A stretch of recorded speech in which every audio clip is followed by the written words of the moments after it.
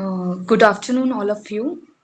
Good My name is Neha Soni, and I'm a research scholar from the Department of Commerce and Management.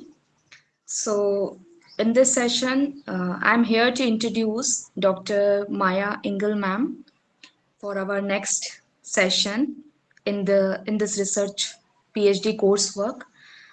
She is in PhD in computer science from Devi Ahilya University, Indore, MP, and Mas MTech in IIT Kharagpur.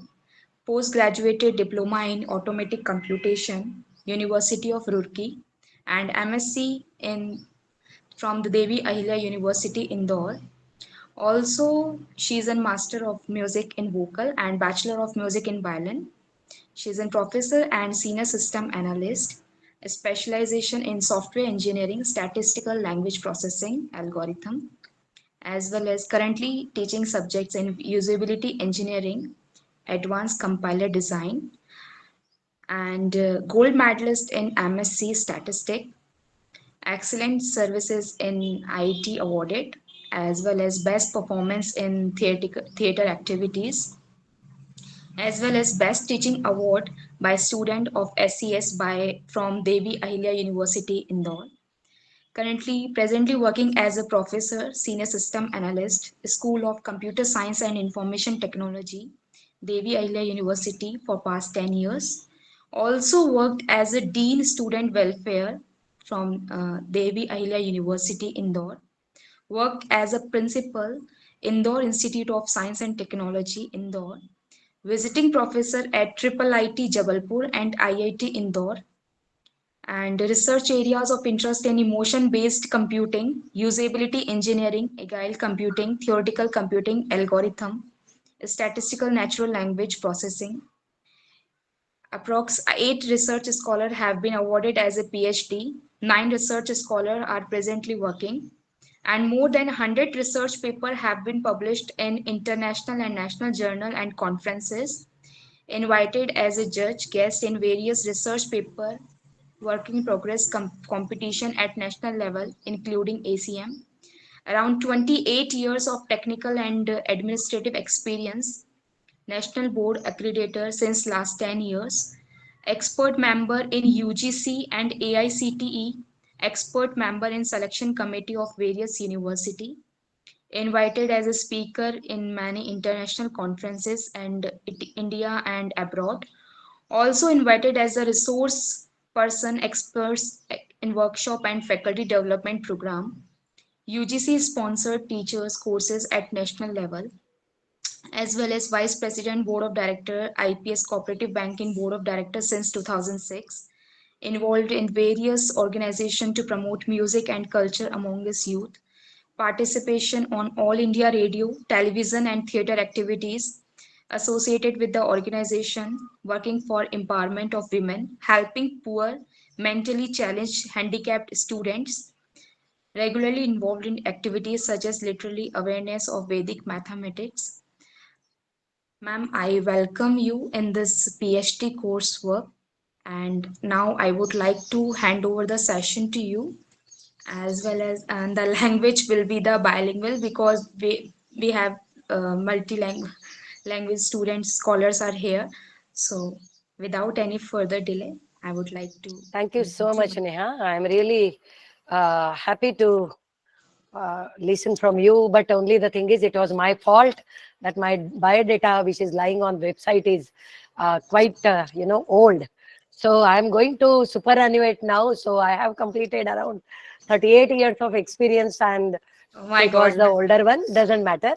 But the thing is, I'm very happy that youngsters like you are here to take part in this kind of activity. So first of all, i'm uh, I'm very happy to share with certain aspects of research which has been given the responsibility to me, and it is related to good research and publications. Not only research and publication, I'm trying to put one adverb, that is good research. Research सिर्फ produce नहीं करना है, हमें हमें अच्छा research produce करना है, publish करना है, आज हम वो बात करेंगे। तो क्या मुझे आप लोगों ने परवानगी दी है प्रेजेंटेशन की? Yes, ma'am. You can share your screen. Okay, so let me share my.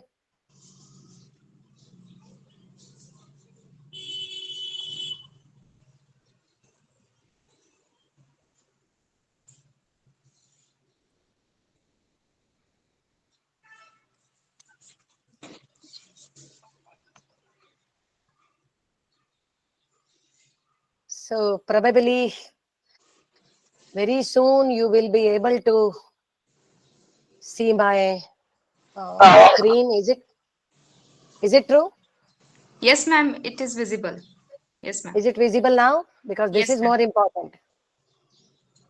Okay, so my screen is visible, right? Yes, ma'am. So the topic which has been given to me is skill of writing and publishing a good research paper.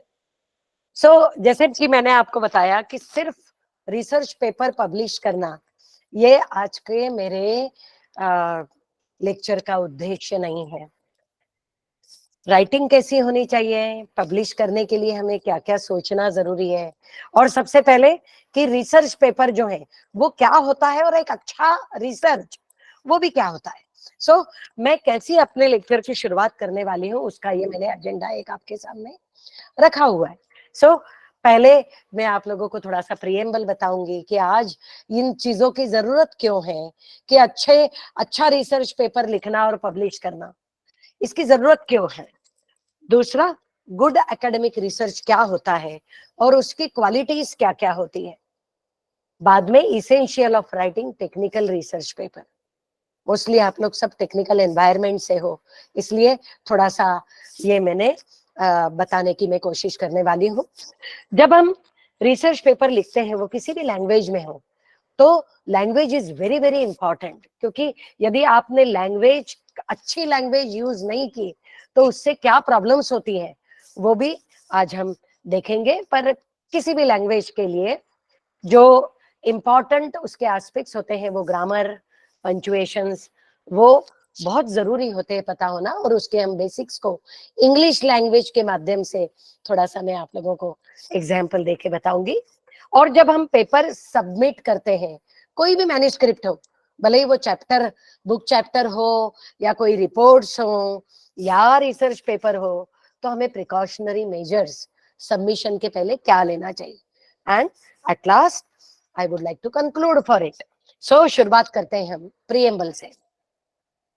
Research papers या कोई भी research documents की आज हमें जरूरत क्यों पड़ती है, क्योंकि हम लोग सब एजुकेशनल एनवायरनमेंट में काम करने वाले लोग हैं। एजुकेशनल एनवायरनमेंट में काम करने वाले वो टीचर्स भी हो सकते हैं, वो विजिटिंग फैकल्टी भी हो सकते हैं, वो रिसर्च स्कॉलर भी हो सकते हैं, या इंटरेस्टेड रिसर्चर्स भी हो सकते हैं। सो हर किसी को पता है कि टेक्नोलॉजी में जो डेवलपमेंट्स हो रहे हैं उसके कारण हम लोगों को बहुत अच्छा नॉलेज एक क्लिक में कितनी जल्दी मिल सकता है ये आप समझ सकते हैं।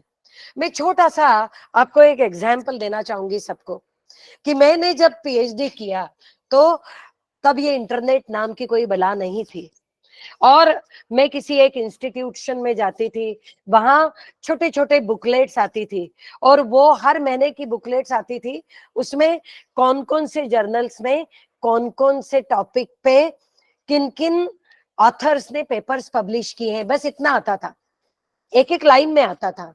और आपको यकीन नहीं होगा कि मैं 40-50 एरोग्राम्स लेके आती थी और हर ऑथर को जो है लेटर लिखती थी कि आपका ये ऑथर्ड पेपर मुझे चाहिए। एक एरोग्राम उस समय 50 रुपए का आता था, और मैं कम से कम रोज 20 से 30 तो लिखती ही थी। और किसी इंस्टीट्यूशन के, हमारे यहाँ एक पायोनियर इंजीनियरिंग कॉलेज है, वहां उनके लाइब्रेरी में जाके बैठ के और ये शुरुआत करती थी। आप देखिए जमाना देखिए कैसा चेंज हो गया है। मैंने अभी बोला हम लोगों को एक क्लिक पे, एक चुटकी में जो नॉलेज चाहिए वो अवेलेबल हो जाता है आजकल। तो जमाना चेंज होते हुए हमने देखा है, हमने एक्सपीरियंस किया है। आईआईएससी के लाइब्रेरी में जाके बैठे हैं हम, IITs के लाइब्रेरी में जाके बैठे हैं, क्योंकि वहां बड़ी तादाद में IEEE ट्रांजैक्शंस के अलग अलग जर्नल्स आते थे, फिर वहां से फोटोकॉपी वगैरह करके लेके आते थे, और ऐसे जमाने में रिसर्च करके PhD मिला है हमको। क्या आज सिचुएशन सेम है? बिल्कुल नहीं है। और इसीलिए लिखा है, due to the vast technological developments it has become convenient to access existing knowledge from authentic resources in little time. जमाना बदल गया है। आज जो लोग PhD कर रहे हैं, आज जो लोग अपने अपने डोमेन में रिसर्च का काम कर रहे हैं, उनके लिए काफी इजी हो गई ये चीजें, काफी कन्वीनियंट हो गया है कि हमको एग्जिस्टिंग नॉलेज जो है वो बहुत कम समय में आसानी से ऑथेंटिक रिसोर्सेज से मिल पा रहा है। As an effect, it has contributed to the production of notable academic research by the research community. और इसी के कारण यदि मैं अपने जमाने की बात करूं, जब मैंने PhD किया था, मुझे एक एक पेपर मिलने के लिए 4-4 महीने लगते थे। मैंने लेटर लिखा, पहुंचने के लिए कम से कम 15 से 20 दिन लगे। यदि सामने वाले ऑथर ने इंटरेस्ट लिया तो ही मुझे वो पेपर मिलना है। तो कम से कम 3 से 4 महीना मुझे एक पेपर मिलने के लिए लगता था, और गारंटी बिल्कुल नहीं थी कि मुझे पेपर वो मिलेंगे ही। पर आज ऐसी बात नहीं है, जल्दी जल्दी हमको सारी चीजें मिल रही है, और इसीलिए रिसर्चर्स भी जल्दी जल्दी अपना अच्छा काम प्रोड्यूस कर रहे हैं। So this is the point. As an effect, it has contributed to the production of notable academic research by research community. National Science Foundation report shows that global research output for science and engineering has increased at an annual rate of around 4% in last decade. पिछले कई यदि decades की बात करें तो उसमें हम change तो देखते आ रहे, पर यदि सिर्फ हम पिछले ही दशक की बात करें तो एनुअल रेट जो पेपर प्रोडक्शन का है वो हर डिकेड में जो है 4-4% बढ़ते जा रहा है। Also, it is evident that large volume of peer-reviewed journal articles and conference papers are published in each year. हम सब इसके साक्षी हैं। Academic research writing involves much more than selecting a topic, collecting and analyzing data, and leveraging writing tools.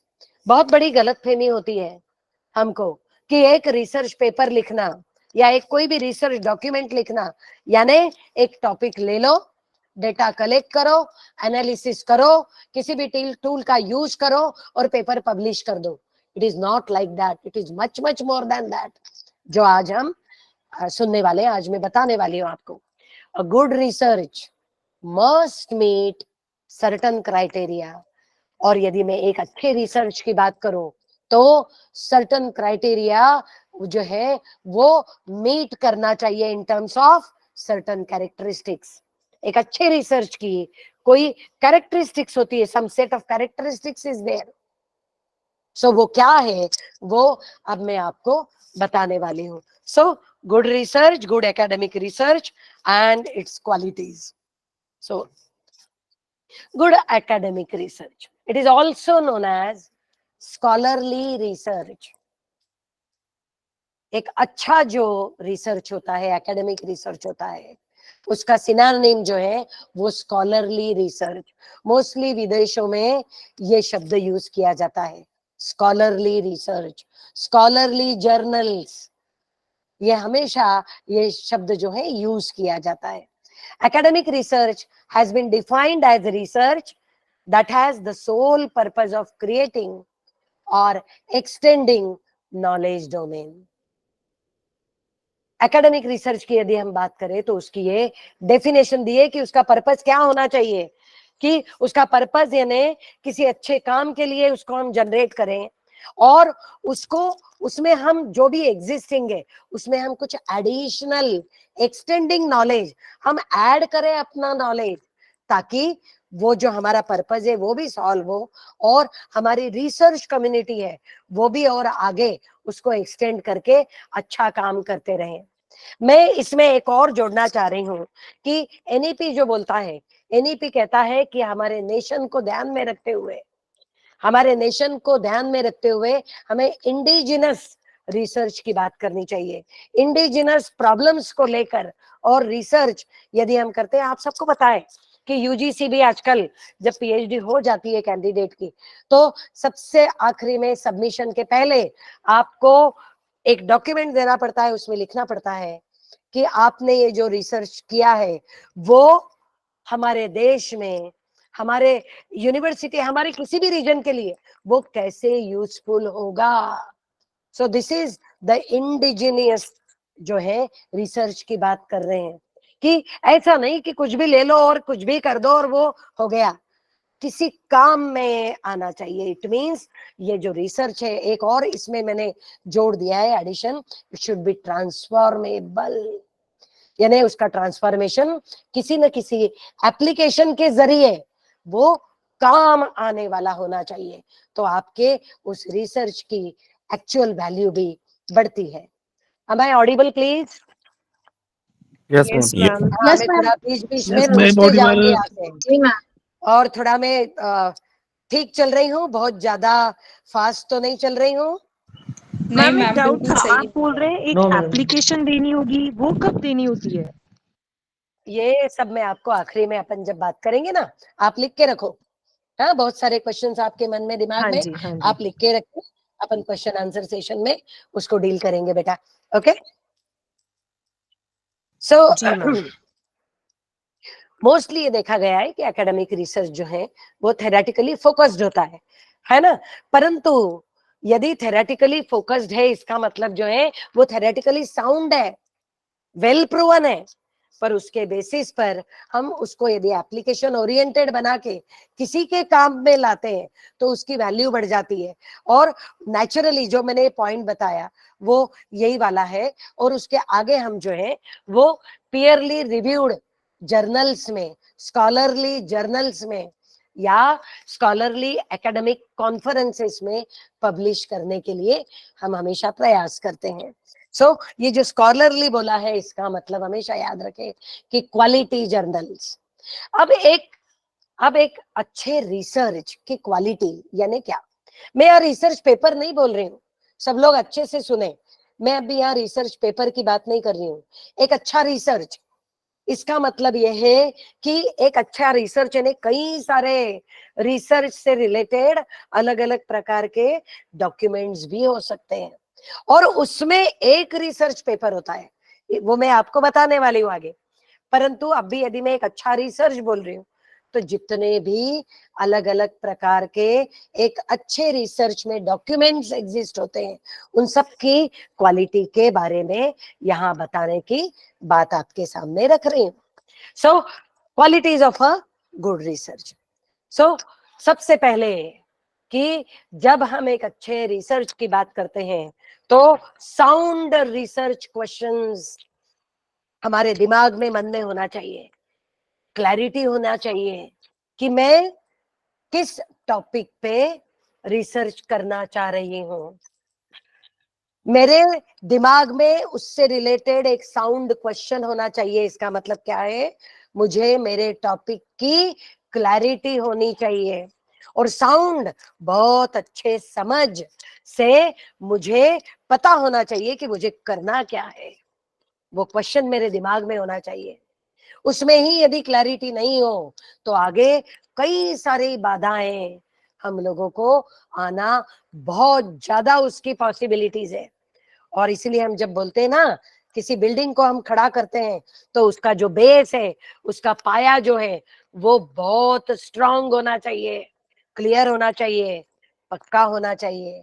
सो यहाँ हम एक अच्छे research की यदि बात कर रहे हैं और हम सोच रहे हैं कि मुझे इस पर्टिकुलर टॉपिक पर रिसर्च करना है, तो वो टॉपिक जो है उससे, इसके लिए मेरे को बहुत अच्छी आइडिया होना चाहिए। साउंड रिसर्च क्वेश्चन मेरे दिमाग में जो भी है वो उसकी पूरी क्लैरिटी होनी चाहिए, और उसके बारे में जो है मुझे बहुत अच्छा नॉलेज होना चाहिए। सो मैं हर चीज के लिए मैं थोड़ा थोड़ा आगे बताने वाली हूँ, इसलिए पहले हम लोग इस स्लाइड को एक एक बार देख लेते हैं. सो साउंड रिसर्च क्वेश्चन,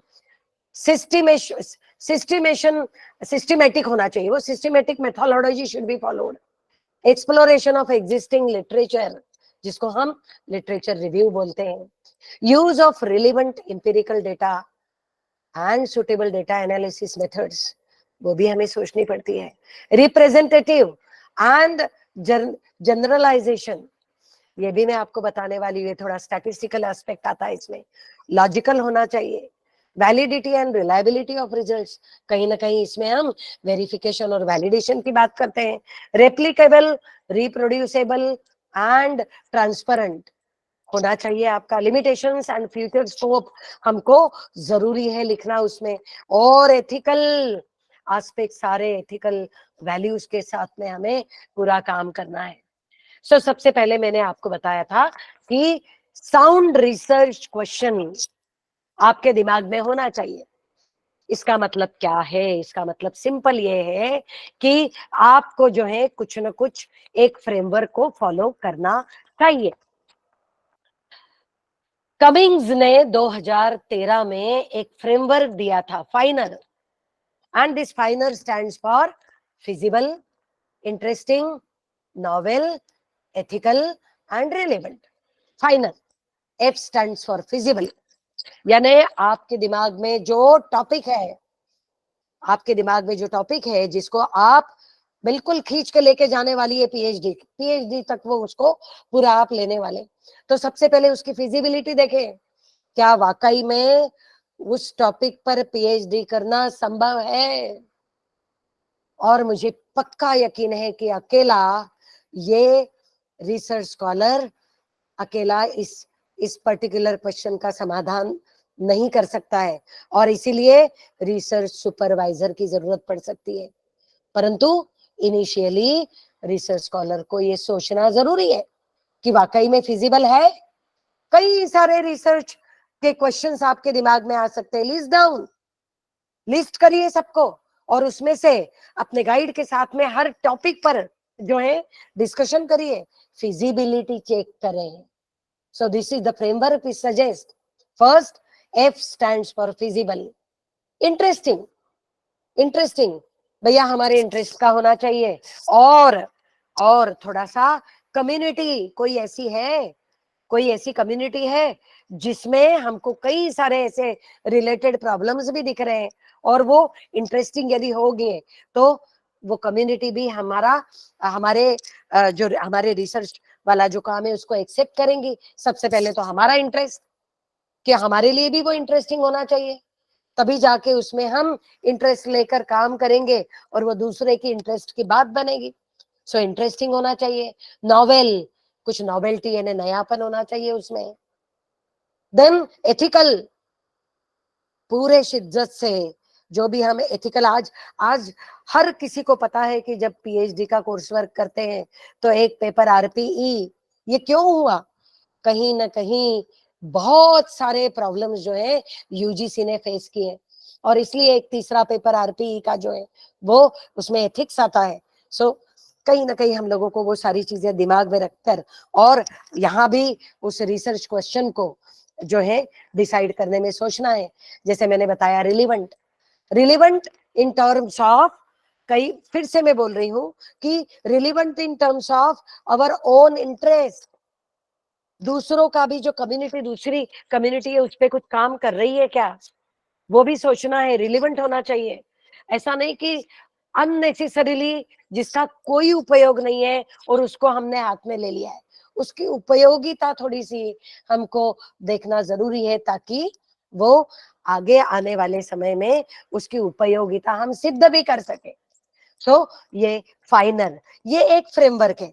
दूसरा और एक फ्रेमवर्क जो रिचर्डसन का मैंने देखा है, पिको, ये 1995 में रिचर्डसन और कई सारे ऑथर्स थे, तो वो दिया हुआ है. मैं आप सभी को बताना चाहती हूँ, मैं भी एथिक्स को बहुत पालती हूँ. परंतु मेरे पास समय नहीं था और इसलिए मैंने हर जगह मैंने बहुत सारे अलग अलग पेपर से ही यहाँ आप लोगों को पूरी इंफॉर्मेशन देने का मैं प्रयास कर रही हूँ। पर मैंने साइटेशन हर जगह सिंपली मुझे समय नहीं मिला इसलिए मैं उसमें डाल नहीं पाई हूँ।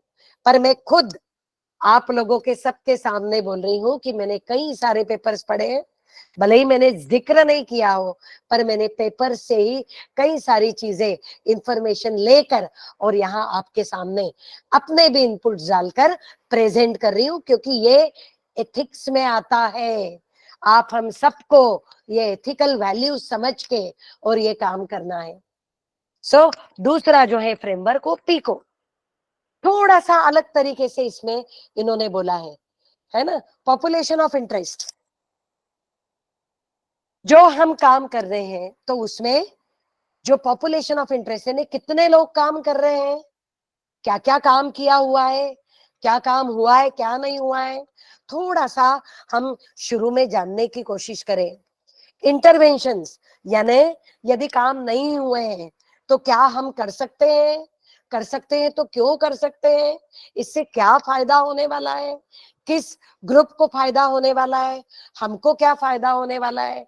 कंट्रोल, कंट्रोल यानी क्या हमको डेटा कहीं ना कहीं किसी न किसी डेटा सेट्स के फॉर्म में या कहीं सर्वे से या और भी कई सारे हमारे पास मेथोडोलॉजी है, तो क्या हमको डेटा मिल सकता है, और यदि मिल सकता है तो हमें आउटकम क्या अपेक्षित है।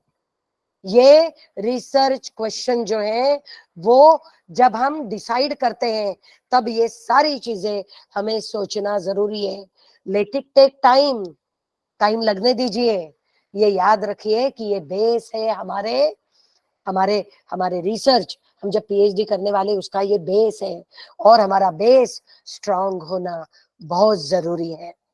मेरी आवाज आप तक पहुंच रही है?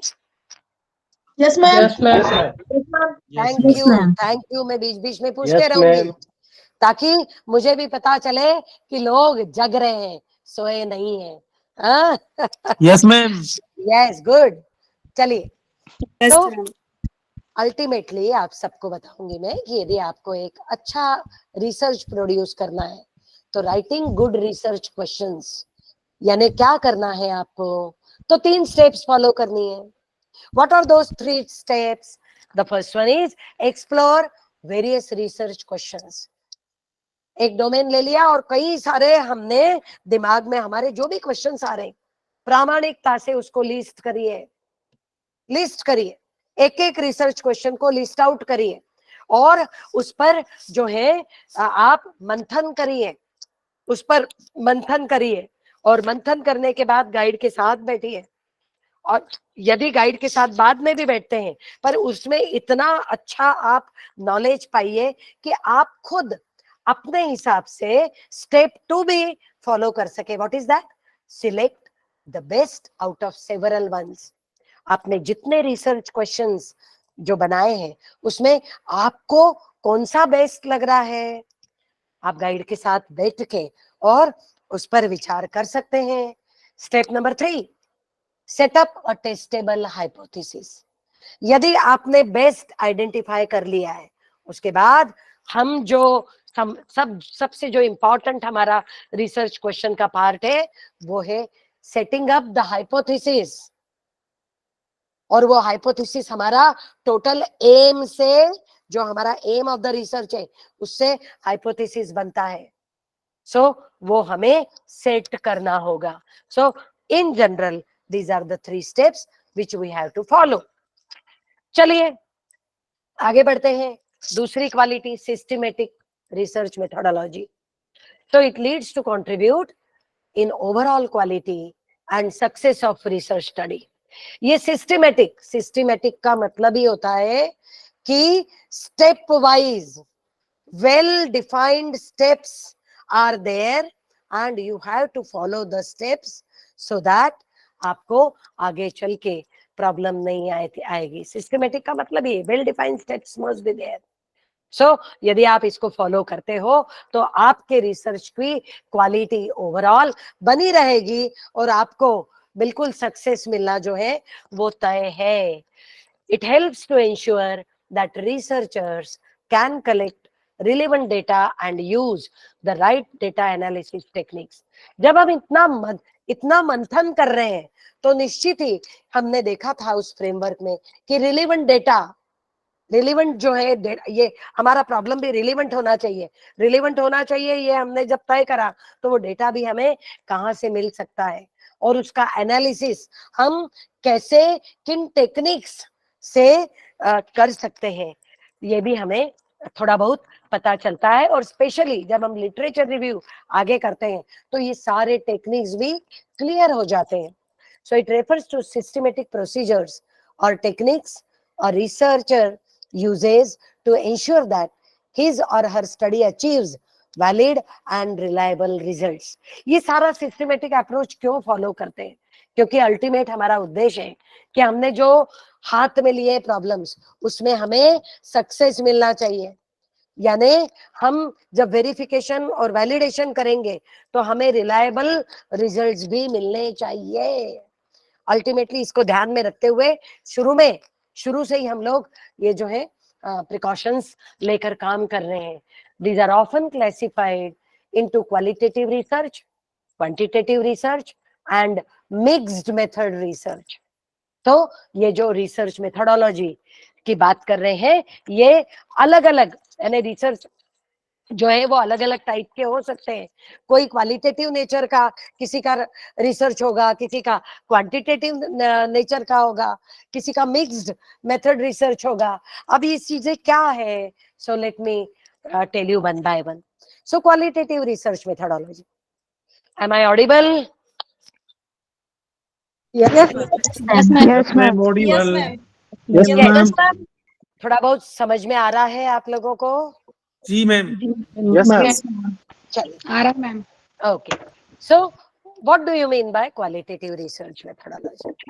So, basically, it is written here that it is concerned with collecting and analyzing non-numerical data. देखिए, non-numerical data यानी क्या? कोई बता सकता है? Non-numerical data means what? Yes ma'am, जिसको हम लोग बताइए. पेन डाउन नहीं कर सकते नंबर फॉर्म में सर मैम. हाँ, एक एग्जांपल दीजिए मुझे. एक जैसे मैं स्पोर्ट्स फील्ड से देती हूँ, किसी का परफॉर्मेंस है उसको एनहेंस करना है तो उसको कैलकुलेट हम वर्ड्स में नहीं, ऐसे नंबर्स में नहीं कर पाएंगे. नंबर्स में नहीं कर सकते, बिल्कुल है ना. तो ऐसे कई सारे वेरिएबल्स होंगे हमारे जिनकी वैल्यूज जो है वो क्वालिटेटिव नेचर की होगी. लाइक इंटेलिजेंस, लो, मीडियम, हाई. अब ये वैल्यूज है पर वैल्यूज 1 2 3 न्यूमेरिकल फॉर्म में नहीं है. समझ रहे? यदि हम है ना, यदि हम एक टीचर्स के पोजीशन की बात करते हैं, सो लेक्चरर है ना, या हम आज की तारीख में क्या लेवल्स होते हैं टीचर्स के? 3 लेवल्स कौन से होते हैं? किसी टीचर के लेवल्स बताइए. लाइक उनका टीचिंग का हो सकता है मैम, कोई बहुत ही एक्सीलेंट, लाइक किसी का फ्लुएंसी हो सकता है. पोस्ट की बात कर रहे हैं. No I am talking about post designation की बात कर रहे हैं. Okay, PGT, TGT, PRT level पे जी.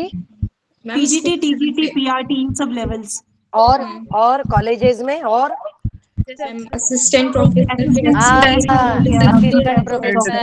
एसोसिएट प्रोफेसर एंड प्रोफेसर है ना. ये आप बताइए इसमें हम न्यूमेरिकल कहीं डेटा दिखता है क्या? नहीं. सो ऐसे कई सारे ऐसे वेरिएबल्स होते हैं जिन पर हम काम कर रहे हैं. उस टाइप के डेटा का एनालिसिस हम हमारे रिसर्च में कर सकते हैं, है ना. तो ये डेटा सब कहाँ से आता है? ये किसी बिलीफ से आ सकता है, एक्सपीरियंसेस से आ सकता है, बिहेवियर से आ सकता है. सो ऐसे डेटा का भी एनालिसिस जब हम हमारे रिसर्च में करते हैं तो वो किस कैटेगरी में आता है? वो methodology qualitative research methodology. The data with which we are going to play basically in our research time, during our research duration basically. So it may be qualitative or quantitative, so or mixed also. और मैं आपको बताती हूँ mostly ये mixed होता है, mostly, है ना. नोबडी कैन गारंटी, पर ऐसा कभी नहीं होता है कि सिर्फ न्यूमेरिकली होगा या सिर्फ क्वालिटेटिव होगा, ऐसा नहीं होता है. मोस्टली मिक्स्ड होता है. सो क्वालिटेटिव रिसर्च टेक्निक्स इंक्लूड, है ना, इसमें नॉर्मली ये डेटा कहाँ से जनरेट होता है, तो इंटरव्यूज से होता है, फोकस ग्रुप से होता है, केस स्टडीज से होता है ना। बट फिर भी मैं बताती हूँ कि इंटरव्यूज, फोकस ग्रुप और केस स्टडीज, इससे न्यूमेरिकल डेटा भी हो सकता है ना। सो पर मोस्टली जो होता है, यहाँ मैंने बात की है क्वांटिटेटिव, सभी को पता है ये, it deals with the collection and analysis of numerical data to discover patterns, test relationship and make predictions. So mostly यहाँ जितने भी कंप्यूटर साइंस के लोग होंगे उनको सबको पता है कि आजकल AI/ML का जमाना है, AI/ML का जमाना है, तो पैटर्न्स, टेस्ट रिलेशनशिप और अल्टीमेटली ये सारी जो AI के हम जितने भी टेक्निक्स लगा रहे हैं, तो या इवन रिसर्च में भी अल्टीमेटली हम प्रेडिक्शंस करते हैं, और प्रेडिक्शंस करना यानी क्या, हम इन्फरेंसिंग कर रहे हैं, और इन्फरेंसिंग यानी क्या, आउटकम दे रहे हैं बेसिकली। सो किसी न किसी रिसर्च मेथोडोलॉजी का यूज करके हमको आउटकम मिलता है, हमारे रिजल्ट्स मिलते हैं। सो ये क्वांटिटेटिव रिसर्च मेथोडोलॉजी में हम लोग न्यूमेरिकल डेटा का यूज करते हैं, जिससे हमें आउटकम्स क्या मिलते हैं, it may be in the form of patterns, it may be in the form of test relationships, and those will be useful for making the predictions further, and generate data by conducting surveys, experiments, ये सारे हमारे पास systematic observations can be used to collect accurate data in numerical, in a quantitative research methodology.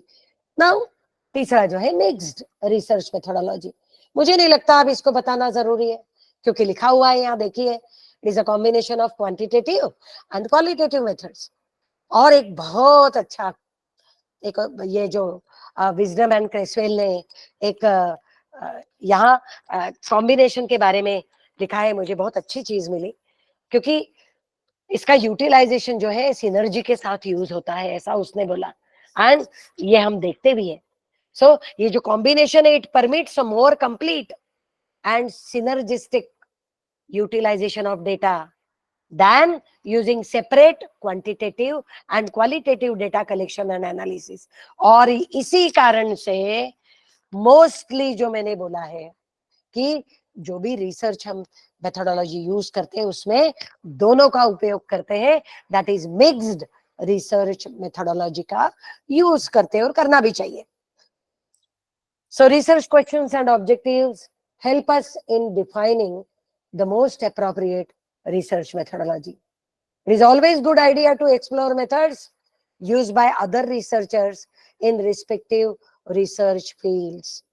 हमेशा याद रखें कि जब literature review करवाया जाता है तो क्या मतलब होता है, हम दूसरों ने क्या रिसर्च किया है, क्योंकि सपोज यदि मैंने एक डोमेन फिक्स कर दिया, सपोज आजकल सबको पता है AI नाम बहुत सुनते हैं, इसलिए मैं जानबूझ के आर्टिफिशियल इंटेलिजेंस, AI बहुत नाम सभी ने सुना है, किसी भी फील्ड का हो जो रिसर्च स्कॉलर, पर AI ये नाम सुना है।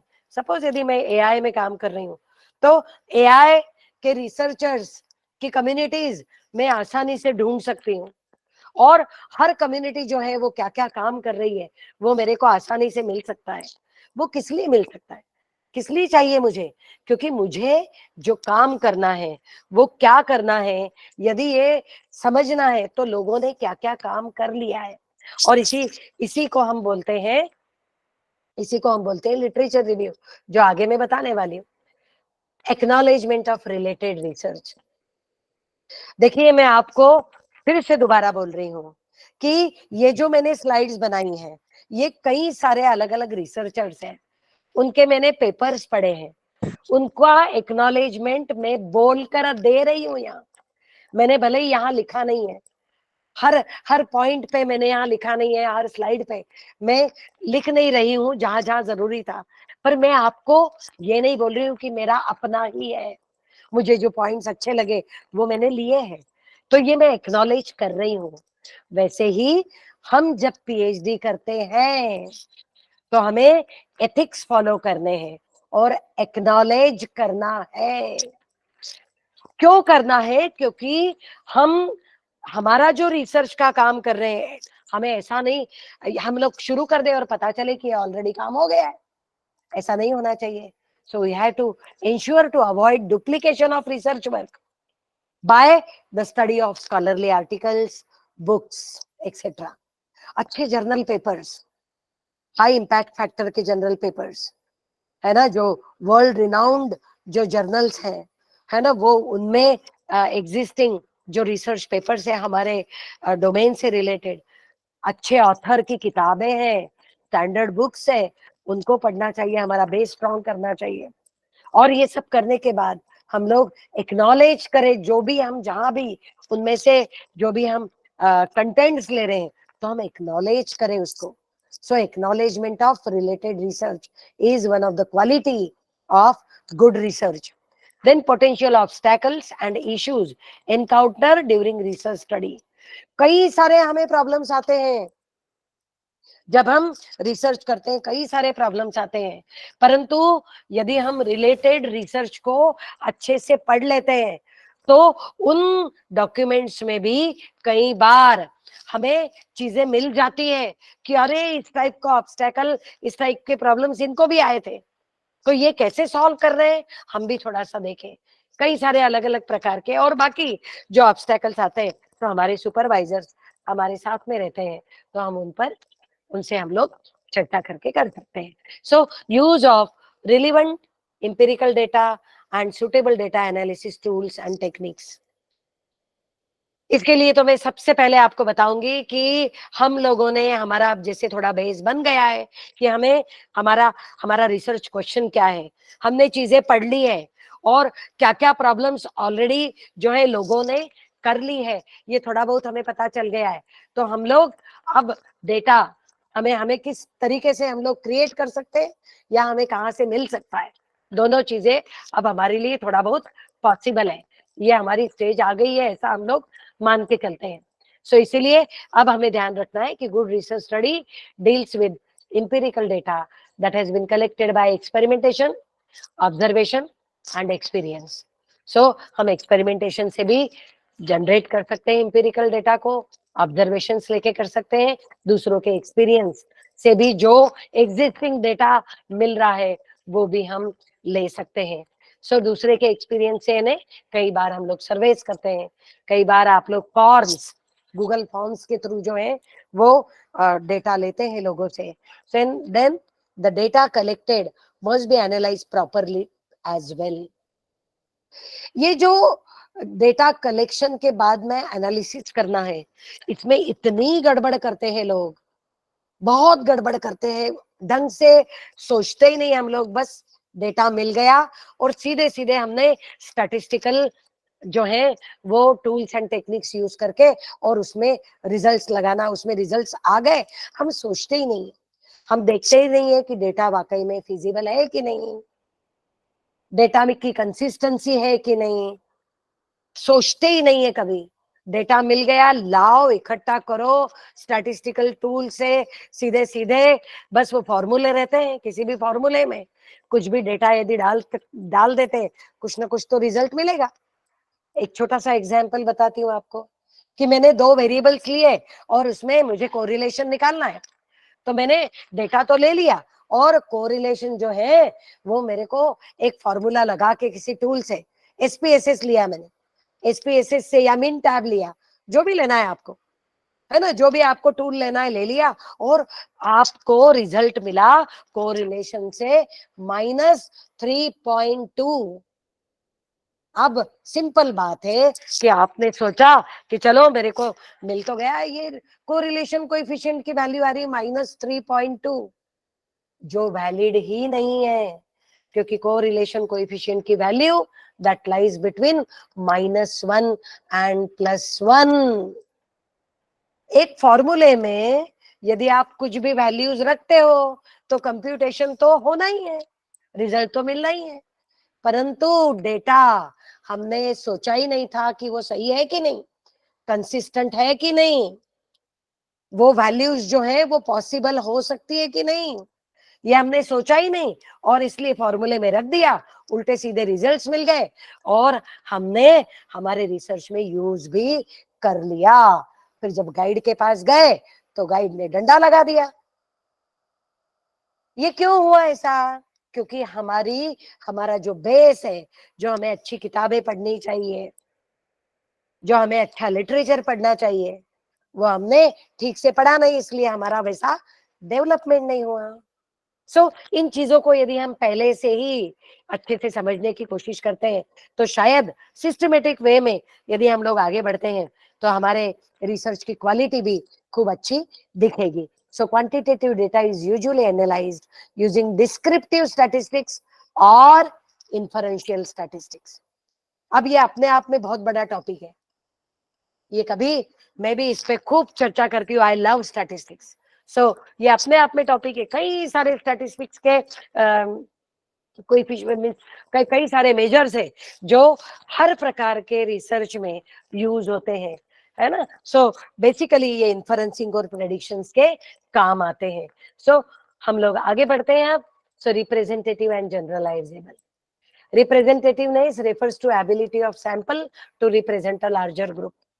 ये भी एक थोड़ा सा स्टैटिस्टिक्स का पार्ट है। जब बहुत बड़े पॉपुलेशन के लिए हमें कुछ काम करना है, फॉर एग्जाम्पल हम पॉपुलेशन लेते हैं हमारी इंडिया की, 140 करोड़ देशवासियों से रिलेटेड आपने कोई एक प्रॉब्लम ली है, प्रॉब्लम स्टेटमेंट ली है, क्या ये पॉसिबल है? हर व्यक्ति का डेटा आपको मिलेगा? नहीं। आप क्या करेंगे? आप सैंपलिंग करेंगे। सो निश्चित ही रिप्रेजेंटेटिवनेस जो है आपको कहीं ना कहीं आपको दिमाग में, सो आप जो भी आपका प्रॉब्लम है उससे रिलेटेड अलग अलग रीजन से आप सैंपलिंग करके और फिर इसीलिए सैंपलिंग टेक्निक्स वगैरह का यूज होता है। सो ये भी एक स्टैटिस्टिक्स का पार्ट है। और जब भी हम जनरलाइजेशन के लिए जाते हैं, तो आपको जनरलाइजेशन तभी पॉसिबल है जब आप सैंपल्स पर काम करें। और इसीलिए लिखा है representativeness refers to an ability of sample to represent a larger group. It means the characteristics of subjects, that is people, being studied closely match with those of the study's target population. In most cases, representativeness can be achieved through population sampling. अभी मैंने आपको इसका एक example बताया। By using proper methods to create a representative sample, researchers can ensure that their findings can be generalized to the larger population represented. किसी ने बोला कि मैं पूरे देश के जनता पर काम कर रहा हूं, और उन्होंने क्या करा? सिर्फ मध्य प्रदेश का डेटा ले लिया सैंपल के रूप में, है ना। एक ले लिया कहीं आपका ऊपर का नॉर्थ का ले लिया, और एक साउथ का ले लिया। आप सोचिए क्या ये पूरे भारत को कवर करेगा? आपको मिनिमम जो है सैंपलिंग कहां कहां से लेना पड़ेगा to represent the whole nation. ये समझने वाली बात है। So representative and generalisation. So this is one of the important quality of the good research. आपको सोचना है, लॉजिक ओरिएंटेड। बिना लॉजिक के तो हम काम ही नहीं कर सकते हैं। बिना लॉजिक के पीएचडी में काम ही नहीं होता है। एक छोटा सा भी मन में दिमाग में क्वेश्चन आया तो सारे डब्ल्यूज का आपके पास उत्तर होना चाहिए। व्हाट आर दोज डब्ल्यूज? What, when, why, along with where, है ना। और उसके साथ में देन सबसे आखिरी में हाउ। सबको समझ में आ रहा है? Logic oriented, logic oriented. हर जो क्वेश्चन दिमाग में आ रहा है उसका लॉजिक, यानी सारे क्वेश्चंस का रीजनिंग आपके पास होना चाहिए। उसका मतलब यदि हम समझेंगे तो ही हम लॉजिक ओरिएंटेड। माइक ही बंद नहीं हो रहा। किसी का माइक ऑन है? प्लीज माइक बंद Yes, कर दे। ma'am, I'm trying, just hang on. वो hang हो गया, sorry ma'am.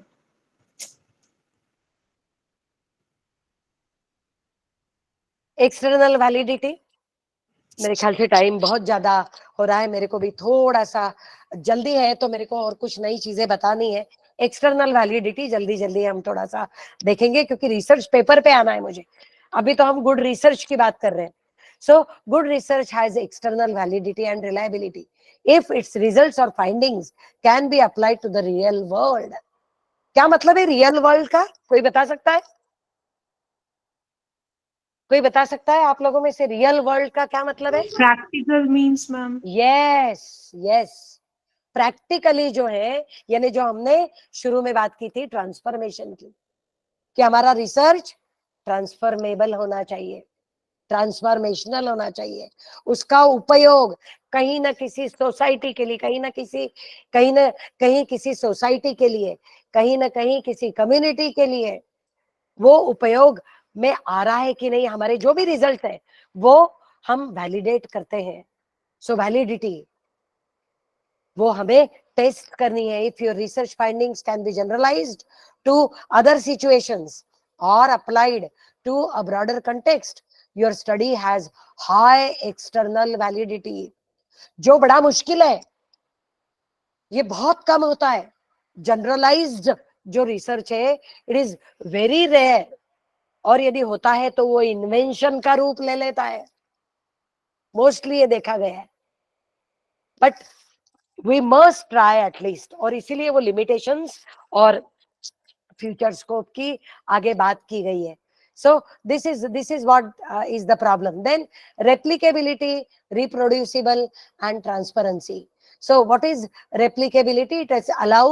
It allows other researchers to test the study's findings, and it can also improve the trustworthiness of researchers' finding among readers.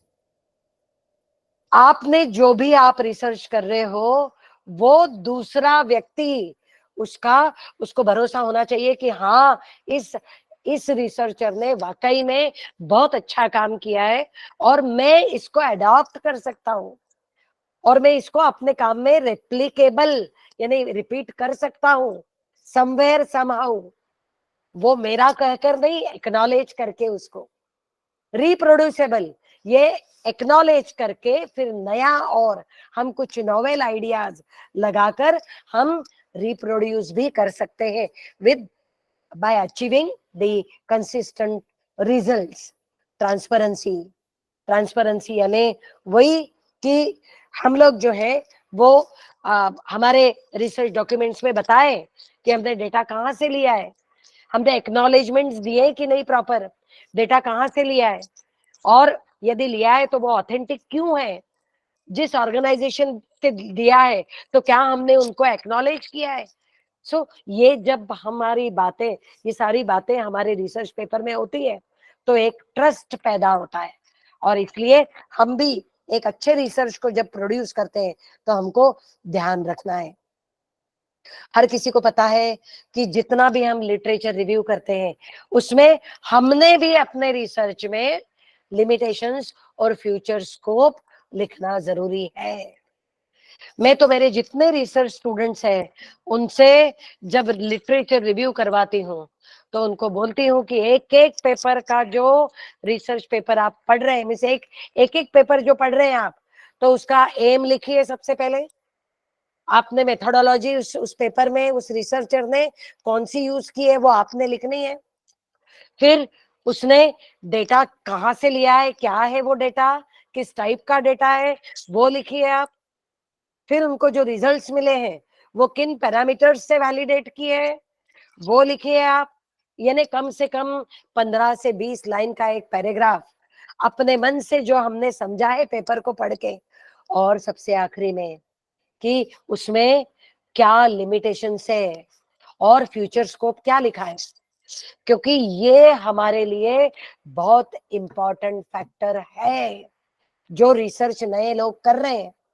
और इससे हमें क्या फायदा होता है, हमारे लिए हमारे पेपर का वो लोग साइटेशन देते हैं तो हमारा साइटेशन इंडेक्स बढ़ता है।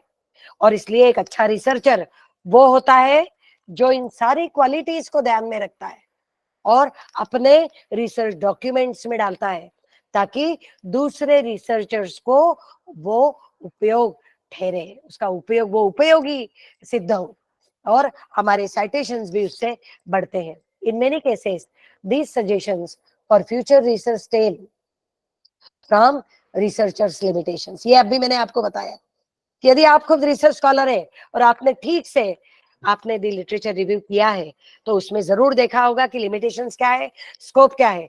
यदि वो आपको इंटरेस्टिंग लग रहा है टॉपिक, तो आप भी you can take up that topic and you can further extend that by overcoming the limitations which has been cited in that paper, and even you can take up whatever be the future scope, जो भी लिखा हुआ है उसको भी ध्यान में रखते हुए हम लोग हमारे पेपर्स में या हमारा काम जो है नया हाथ में ले सकते हैं. Researchers must acknowledge their studies limitations and potential flaws and present these along with the studies findings and conclusion. हमेशा याद रखिए कि यदि वो जनरलाइज स्टडी नहीं है तो हमें लिखना चाहिए कि हमारा ये जो पेपर है ये जनरलाइज नहीं है, इसमें ये एजम्पशंस है, इनकी ये लिमिटेशंस है, और इसी के लिए ये सारे रिजल्ट्स वेरीफिएबल है, वैलिडेट करके हमने इसको लिखा हुआ है. अदरवाइज हमारे काम पर कोई भरोसा नहीं करेगा, हमारा पेपर रिजेक्ट भी होगा और हमारा पूरा टाइम हम वेस्ट करेंगे. इसको ध्यान में रखना है सबने. Am I audible, dear participants? Yes, ma'am. Yes, ma'am. Yes, ma'am. समझ में आ रहा है थोड़ा थोड़ा? Yes, Yes. yes. Yes, ma'am. Yes, ma'am. Good. Ethics, देखिए आप मेरे को सुन रहे हैं और वाकई में मन से दिल दिमाग सामने रख के यदि सुन रहे हैं तो एथिक्स पाल रहे हैं, आप एथिकल काम कर रहे हैं, क्योंकि इट इज अबाउट रिसर्च. ये आपको सुनना जरूरी है, तो आप एथिक्स फॉलो कर रहे हैं. क्यों? क्योंकि इसमें एक अच्छे रिसर्च को टेकअप करने के लिए सारी चीजें लिखी हुई है, और ये एथिक्स जो है ये लास्ट पॉइंट है which is very very important.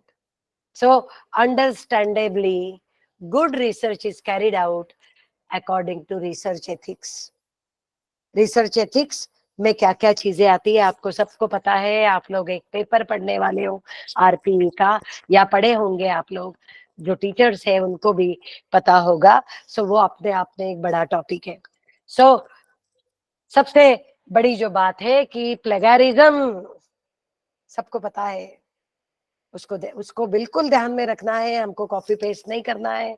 Copy paste करके हम लोग बहुत बड़ी बड़ी बात करते हैं कि ये हमारा काम है, हम पकड़े जाते हैं. आजकल इतने स्ट्रॉन्ग टूल्स आ गए हैं कि यदि हम ये काम करते हैं तो निश्चित ही वो हमारा नाम भी खराब होता है फिर, और हमको कोई अलाउ नहीं करता है, तो ये करना ही नहीं चाहिए हमें ये चीजें. सो एथिक्स पालने चाहिए. According to the World Health Organization, research ethic provides academic research standards for conducting studies. और ये एकेडमिक रिसर्च स्टैंडर्ड्स क्या है, वो उसी के लिए वो आरपीई पेपर जो है वो पूरा हम पढ़ते हैं. These standards help protect the rights and dignity of research participants while ensuring that researchers practice values such as honesty, objectivity, integrity and accountability in their work. हमने बिल्कुल शिद्दत से काम किया हुआ है, ऑनेस्टी से काम किया हुआ है. सो वो काम में हमारे दिखना चाहिए. हम कहीं भी कुछ भी गलत काम नहीं कर रहे हैं. और ये सारे दिए हुए चीजें, some of the most common violations of research ethics आज भी कई सारे पेपर्स में साफ साफ दिखाई देता है. पेपर्स तो छोड़िए, हम लोग टीचर से सब बच्चों के प्रोजेक्ट्स देखते हैं, इवन एमटेक लेवल पे सबको पता है कि हर काम जो है जो ऑलरेडी हो चुका है वो इंटरनेट पे आसानी से मिलता है. बच्चे खुद काम नहीं करते हैं और सीधे कॉपी पेस्ट कर देते हैं. पर जब हम एज ए एक्सटर्नल जब उसको इवैल्यूएट करते हैं तो साफ साफ समझ में आता है, क्योंकि हम भी तो एज एन एक्सटर्नल, हमारी जिम्मेदारी है कि हम देखें ये ऑलरेडी किसी ने काम किया है क्या. तो ये एक्सटर्नल जब देखता है तो जो इंटरनल गाइड है उसकी भी जिम्मेदारी है कि ये बच्चों ने कॉपी पेस्ट तो नहीं किया है, तो गाइड का भी नाम खराब होता है. सबको याद रखना है, ये गाइड का भी नाम खराब होता है इससे, क्योंकि दूसरों का काम हम अपना काम बता रहे हैं. कुछ हमने काम किया नहीं है, कॉपी पेस्ट करके और हमने दे दिया है. लोग तो इतना भी ध्यान नहीं रखते हैं. थीसिस के थीसिस डिजर्टेशन उठा के और सीधे सबमिट कर दी। एक्नॉलेजमेंट में भी नाम चेंज करना भूल गए। ऐसी कई सारी चीजें आजकल सामने आती है और इन्हीं के बारे में ये सब लिखा हुआ है। Falsification, fabrication and plagiarism. So extreme self citation is the form of citation manipulation।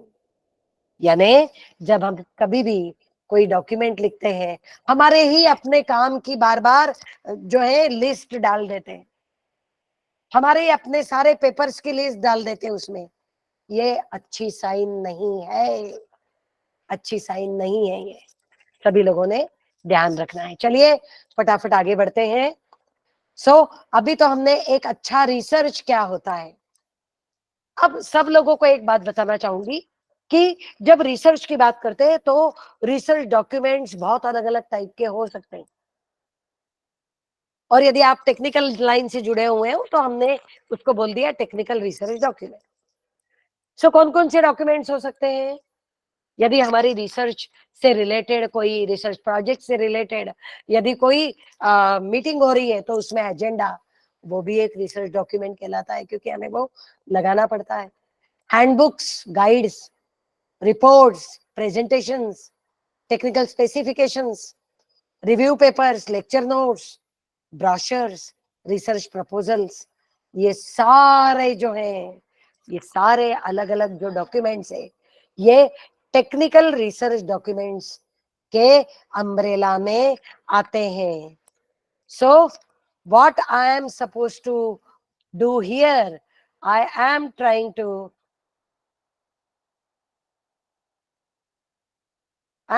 to talk about this research papers now, which is one of the technical research documents। अब इसके बारे में हम फटाफट चर्चा करते हैं। ये तो ये पता चल गया कि गुड रिसर्च क्या होता है, और ये भी पता चल गया कि रिसर्च पेपर भी एक अच्छे रिसर्च का पार्ट है।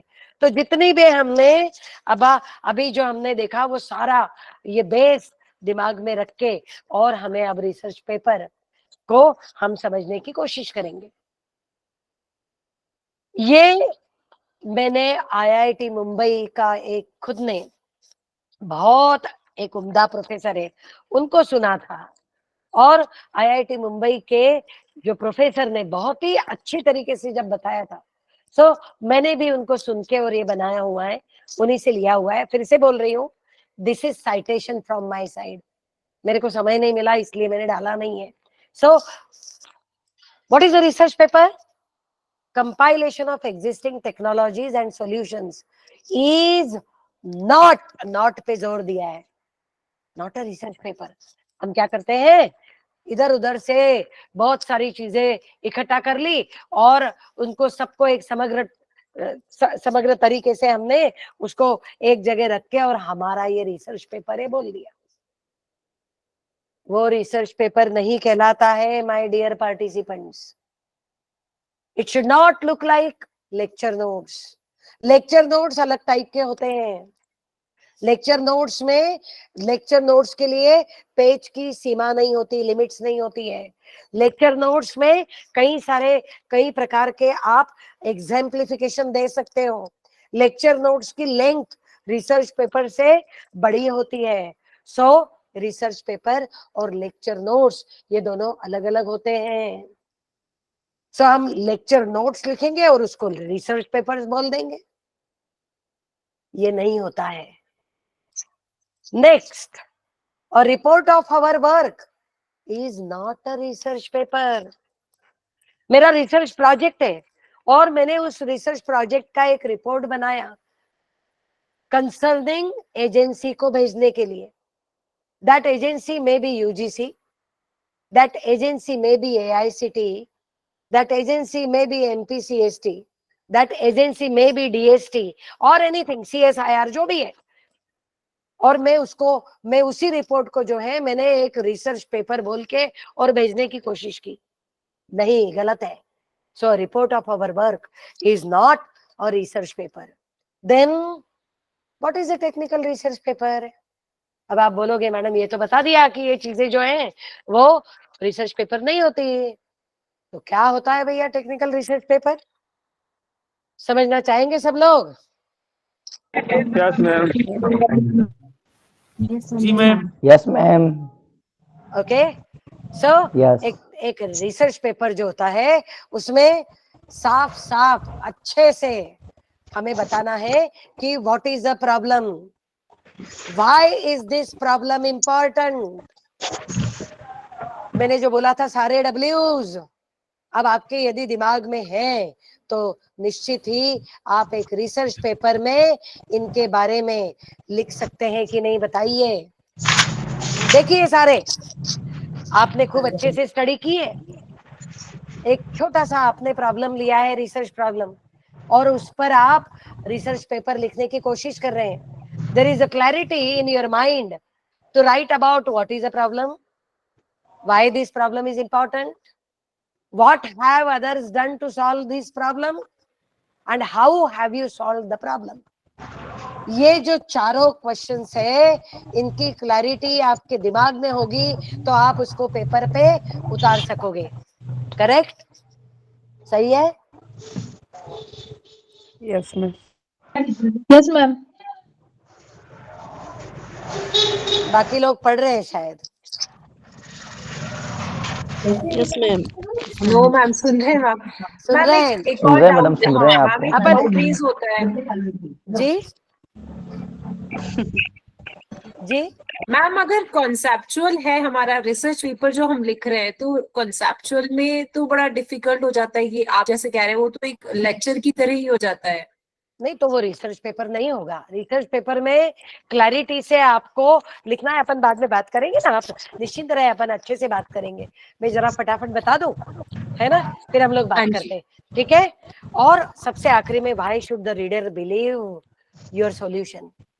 जो दूसरा आदमी पढ़ रहा है उसने आपके जो रिजल्ट्स है उस पे कैसे बिलीव करना चाहिए कि वाकई में ये आपका रिसर्च जो है सही है। आपको इतने सारे क्वेश्चंस के जवाब देने होंगे एक रिसर्च पेपर में। सो सबसे पहले आपके रिसर्च पेपर का मेन पर्पस क्या है? So to convey the original idea in the research paper, to highlight the latest technology and trends also, to gain recognition। ये हर किसी का अपना अपना, भाई यदि मैं बहुत अच्छे IEEE ट्रांजैक्शन में मैं डाल रही हूँ तो मुझे रिकॉग्निशन भी तो वैसा मिलेगा ना। दूसरे टाइप का रिकॉग्निशन ये नहीं मैंने पीएचडी हुई और मेरे पास कहीं मेरे यूनिवर्सिटी में है कि पीएचडी के बाद आपको 2 इंक्रीमेंट्स मिलेंगे, ये भी एक प्रकार का रिकॉग्निशन है। यदि आपने पीएचडी कर ली और आपके पास इतने पेपर्स हैं तो आप गाइड बन सकते हो, ये भी एक रिकॉग्निशन है। सो रिकॉग्निशन जो है वो बहुत अलग अलग टाइप के हो सकते हैं। ये जो लिखा है मैंने, टू गेट प्रमोटेड, मोस्टली लोग अभी तो फिलहाल यूजीसी बोलता है कोई जरूरी नहीं है प्रमोशन के लिए पीएचडी, चेंज होते रहते हैं, यू नेवर नो। सो हर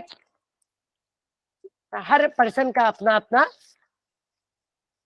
मकसद होता है। So let me tell you why to write research paper.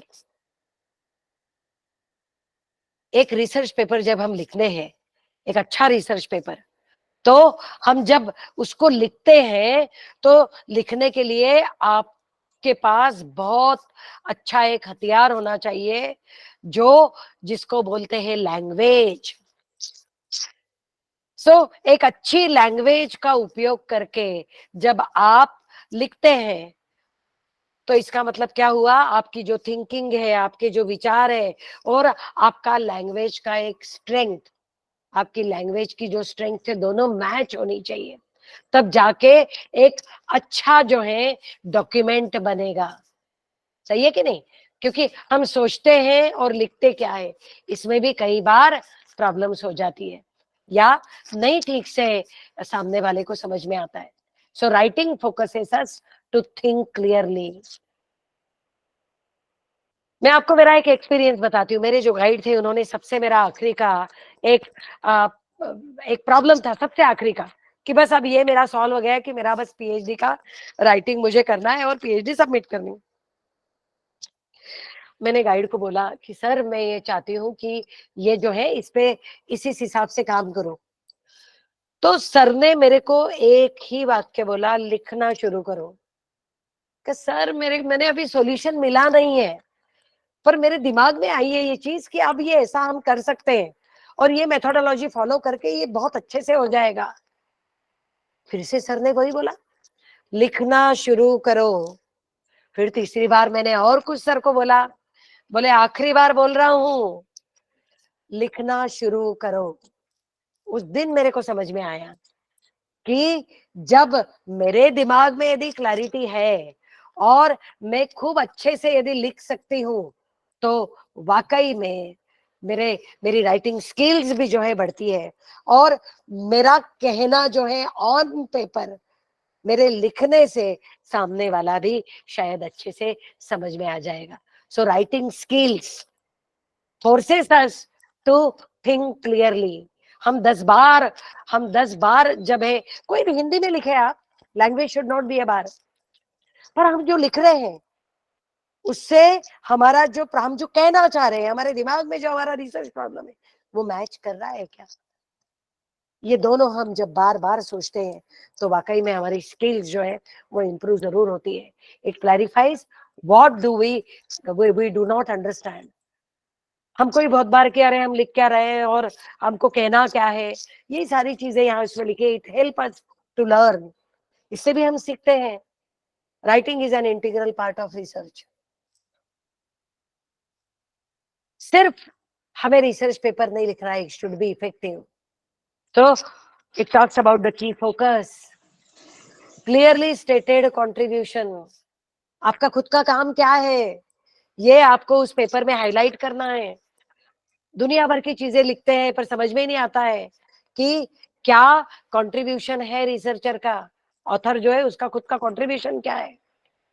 एक एक रिसर्च पेपर का एक टिपिकल फ्लो होना चाहिए। उसमें सारे जो है वो सारी चीजें जो लिखी है वो होनी चाहिए। ने क्या, setup of problem, why, what, who, सारी चीजें उसमें आनी चाहिए। Explanation of solution, defence of solution मैं आगे बताने वाली हूँ, इसलिए बहुत ज्यादा यहाँ चर्चा नहीं कर रही हूँ। सो it should be self-explanatory. So graphical methods must be used for discussion of results. There should be some of the illustrative examples, not the general cases. हम जो भी बोल रहे हैं बहुत ज्यादा हम एग्जाम्पल्स रिसर्च पेपर्स में नहीं दे सकते, पर जितने जरूरी है उतना हमें लिखना जरूरी है रिसर्च पेपर में। Good writing style, language and formatting. So her journal का, हर कॉन्फ्रेंस का अपना अपना स्ट्रक्चर जो है डिफाइंड किया होता है, उसके हिसाब से हमें करना है। So no plagiarism, even the unintentional kind. इसको हमें याद रखना है। So what is a research paper? Primarily skill of gathering information from trusted resources or sources. Trusted means high level reputed journals, edited magazines, है ना। अपने को समझ में आता है कि कौन सी ट्रस्टेड हो सकती है।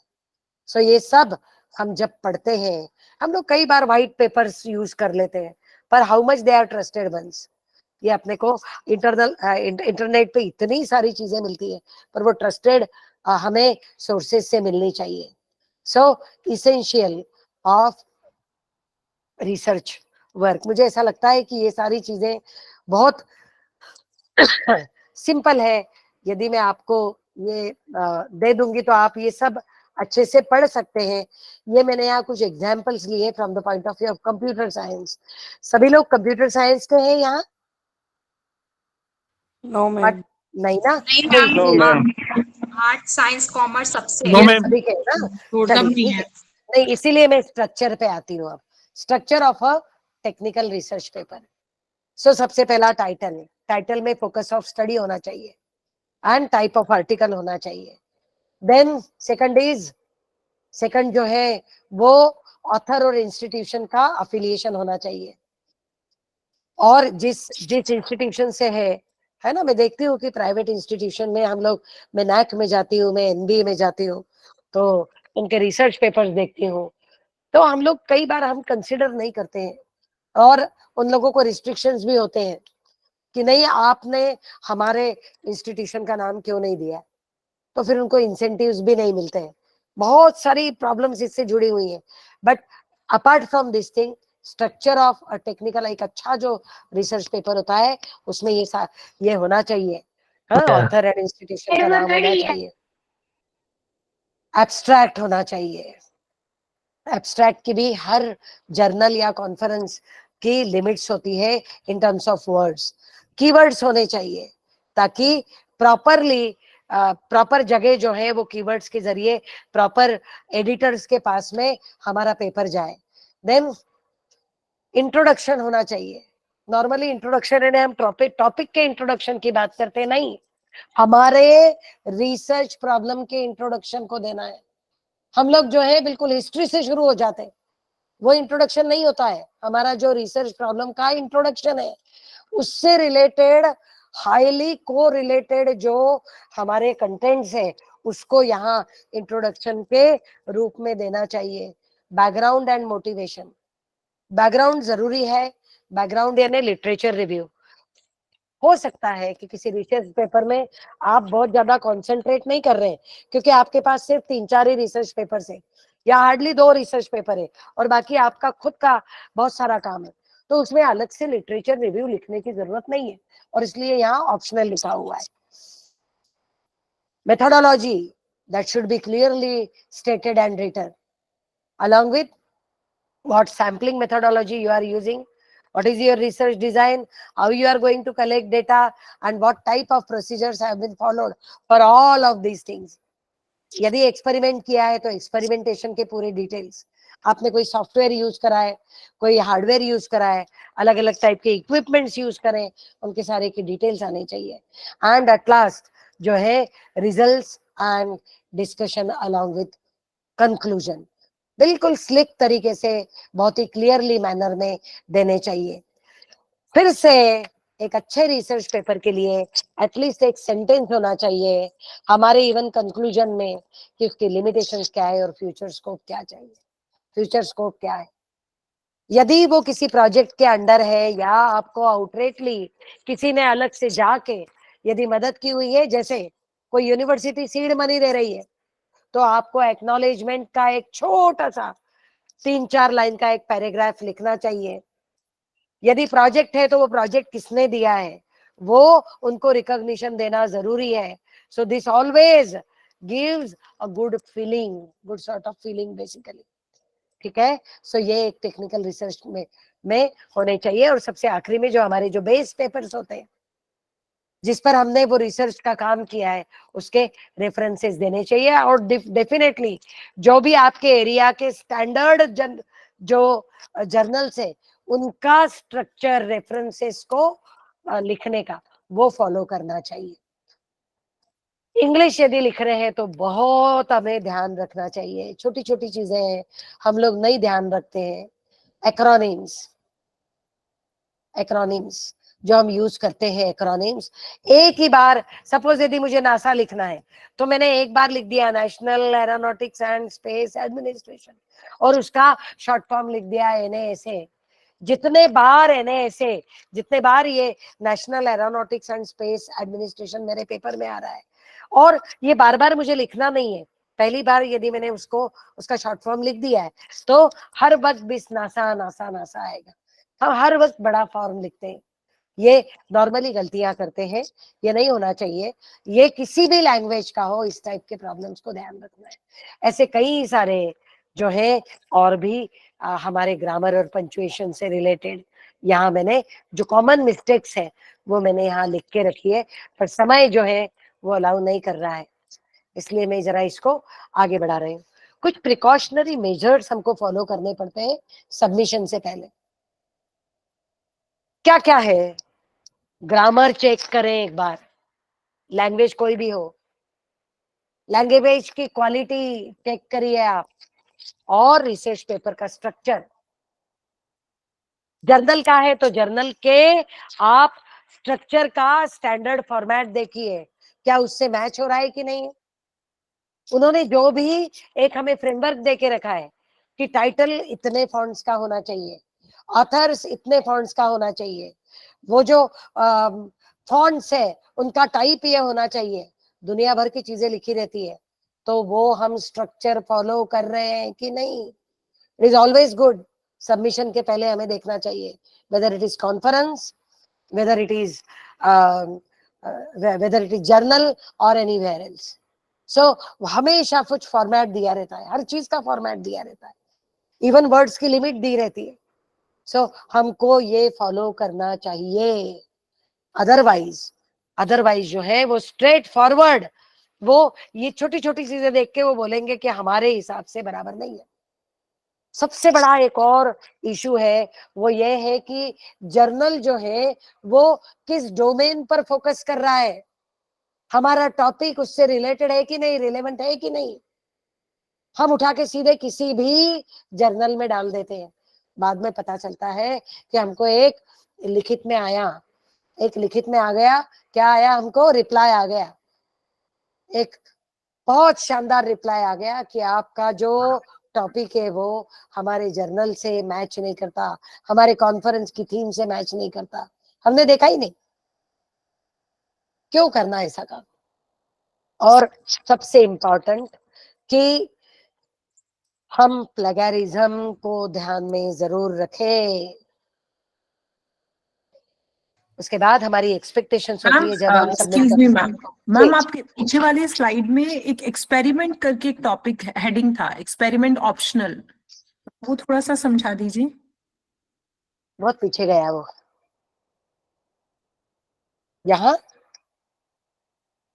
ये ना, नहीं मैम, ये तो प्रिकॉशनरीज है। नहीं ये आया नहीं क्या, दिख नहीं रहा है क्या, नहीं मेरी मैम, स्लाइड दिख रही है मैम प्रिकॉशनरी मेजर्स है ये तो। ओके नहीं, ये तो मैं टेक्निकल रिसर्च पेपर बता रही हूँ, उसमें है एक्सपेरिमेंटेशन ऑप्शन। मेरी स्लाइड दिख रही है मैम। हाँ मैम, दिख रही है मैम। 8 नंबर का पॉइंट एक्सपेरिमेंटेशन ऑप्शनल, ये दिख रहा है। Yes ma'am. यही बोल रही हैं आप, हाँ जिसने जी भी मुझसे क्वेश्चन पूछा है, यही है क्या मैम? हाँ जी मैम। सिंपल बात है कि यदि आपके रिसर्च में एक्सपेरिमेंटेशन नाम की कोई चीज ही नहीं है, सपोज आप थेरेटिकल वर्क कर रहे हैं, आप उसका आप जो है आपके पास है ही नहीं एक्सपेरिमेंटेशन, जरूरी नहीं है ना कि हर काम में एक्सपेरिमेंटेशन होगा ही, है तो आप उसको उस हिसाब से उसको डालिए, उसको इसके कंटेंट्स को डालिए। यस मैम, समझ गए। Thank you.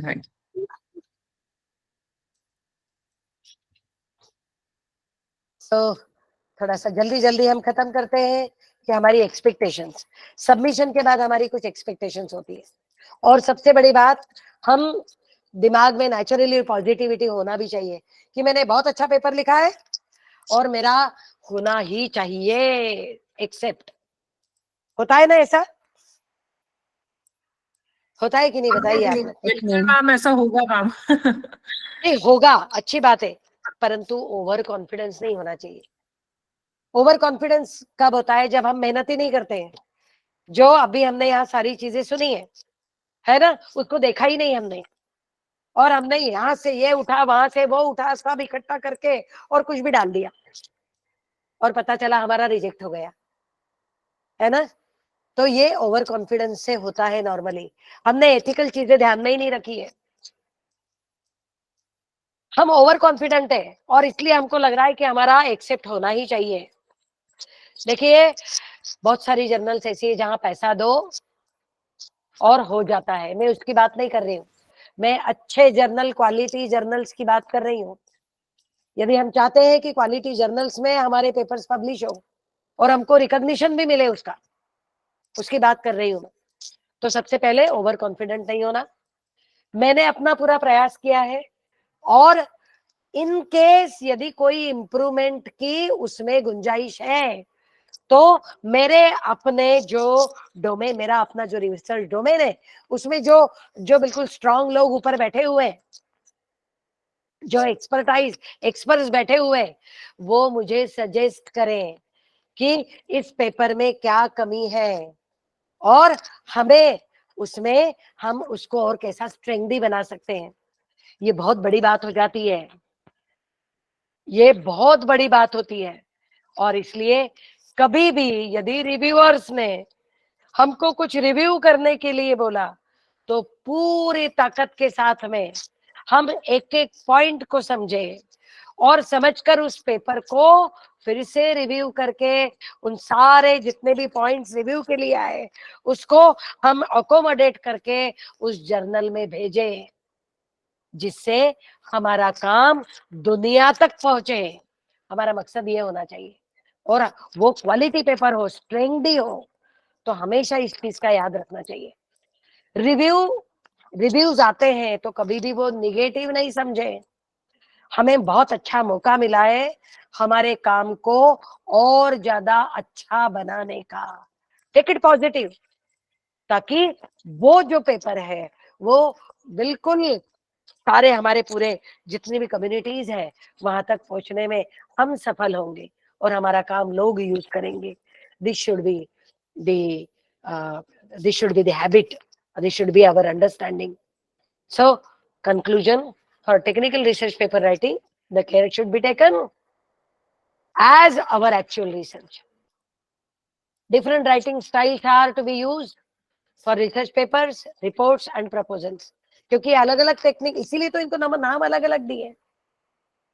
Research paper is not same as report, report is not same as proposal, और इसीलिए इनके नाम भी अलग अलग है। तो लिखने की स्टाइल्स अलग अलग होती है।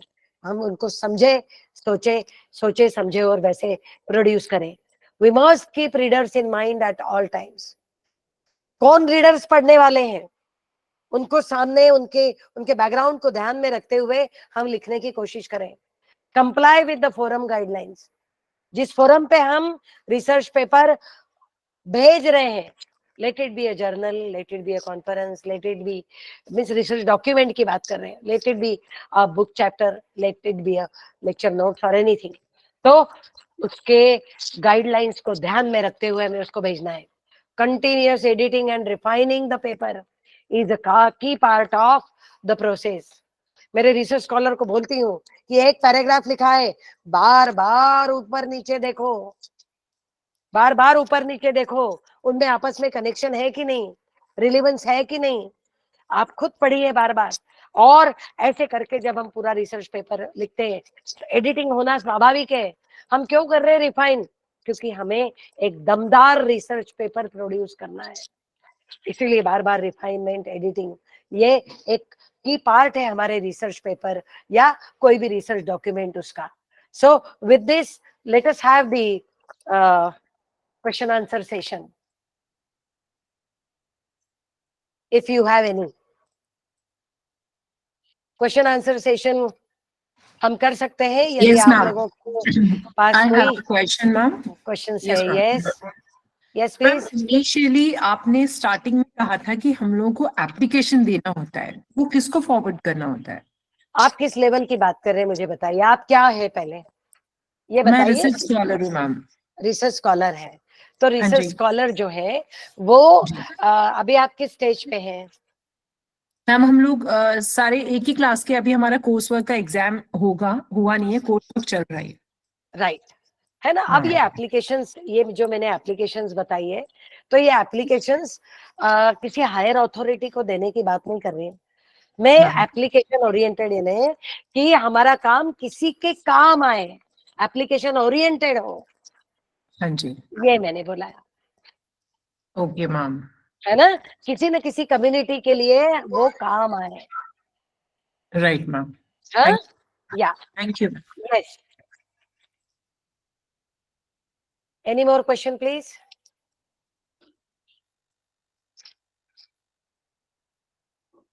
नॉर्मली हम लोग जब कंप्यूटर साइंस में बात करते हैं तो कंप्यूटर है ना 0 और 1 पर आधारित होता है ना। तो हम लोग सोचते भी ऐसा है कि इस टाइप के जब लेक्चर्स होते हैं तो या तो कुछ भी नहीं समझा, 0 या 1, 0 और 1। तो मुझे ऐसा लगता है कि मुझे इसका आंसर मिले कि कुछ समझा है नहीं समझा है. 0 or 1. What do you think about it? Ma'am, one. But ये One, ma'am. 1. If it is 1, so it is very good. But please let me tell you one thing. Please do not go for unethical practices.